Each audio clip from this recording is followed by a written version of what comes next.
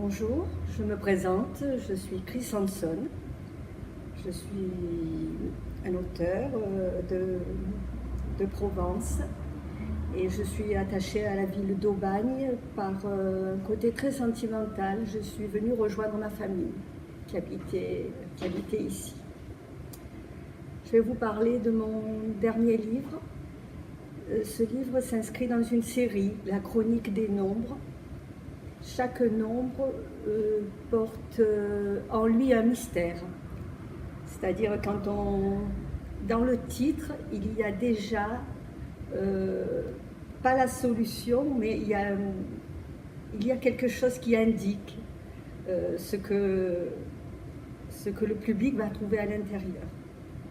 Alors, mon dernier livre s'intitule À deux doigts du bonheur. 2, c'est le chiffre 2. Et c'est la vie d'un commandant de police, plutôt tourmenté, attachant, marginal presque. Il a une manière à lui de traiter les enquêtes, un peu borderline, il faut reconnaître, mais il est très attachant. Je le suis depuis des années parce que finalement, moi aussi je me suis attachée à lui. J'avais 14 ans. J'ai pris Colline de Giono. Et là, ça m'a sauté à la gorge, au visage, au nez, la garrigue, toute la Provence. Et un véritable amour s'est créé pour la nature. La nature que je connaissais mal parce qu'autour de moi, il n'y en avait pratiquement pas. C'est du matériel. Et j'ai commencé à écrire dans ce sens-là. Et ça n'a pas très bien marché. Mais alors je me suis lancée sur autre chose. J'ai eu une gamine et là je me suis aperçue que j'ai commencé à écrire pour elle. Le temps a passé, elle a eu 12 ans, elle a eu 15 ans, elle a eu 20 ans et plus encore. Et j'ai écrit au fil de ma vie pour créer un lien avec mon enfant des livres. Et un jour par hasard, j'en ai envoyé un éditeur. On me demande ce que j'aime lire. Alors je vais répondre vraiment très honnêtement.